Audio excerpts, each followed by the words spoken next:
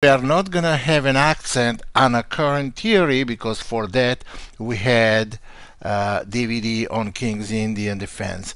So we start with a game played between two Soviet at that time grandmasters, Yuri Averbach and Alexander Karov, in 1953 in candidates tournament, World Championship candidates tournament in Zurich, Switzerland. So d4, knight f6.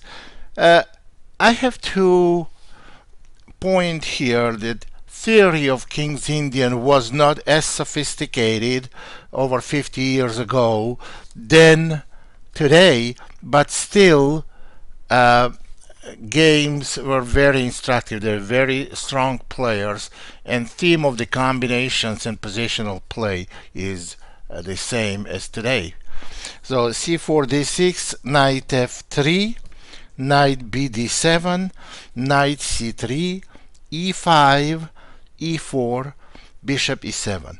Now, why do we count this as a King's Indian? This opening, the way it started, it's not a King's Indian, it's Indian defense, kind of Benoni variety. But the reason I'm bringing this game here, because it turned into the King's Indian, and with all the King's Indian ideas and patterns.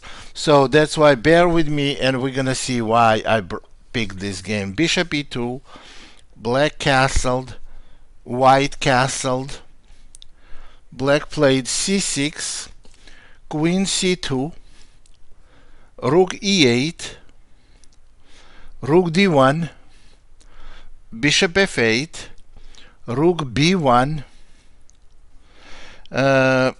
a5, black played d5, knight c5, bishop e3, queen c7, h3, trying to prevent knight g4, and after h3 black played bishop d7, rook b1 to c1.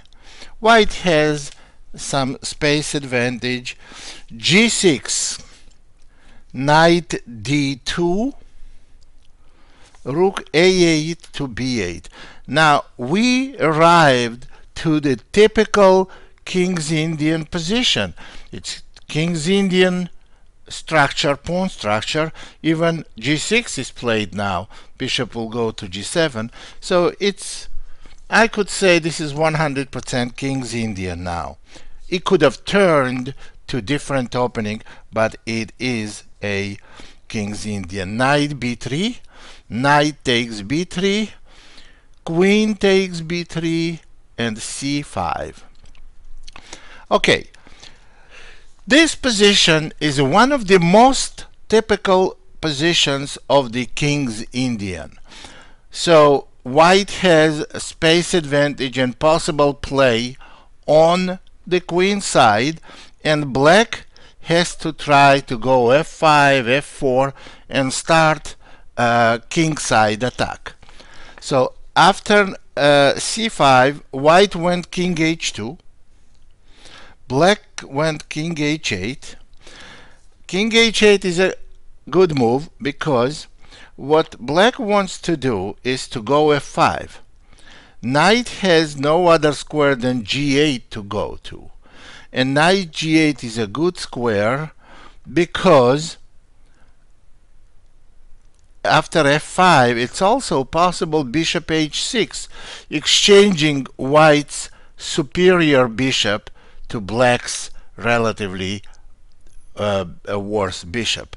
So after king h8, queen c2, knight g8, and see, this is the kind of position black's pawn structure, all black's pawns that are frozen pawns. Frozen pawns we call pawns that has a pawn, opponent's pawn in front of it. That means, well, c4, c5, d6, d5, and e5, e4.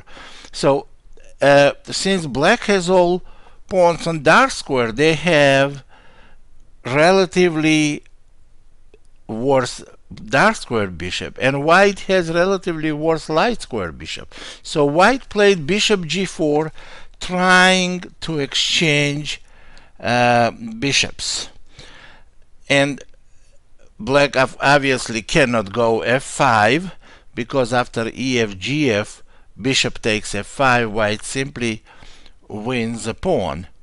So after bishop g4, knight h6 was played, bishop takes d7, queen takes d7, queen d2, knight has to go back to g8, and white played in this position g4. This is the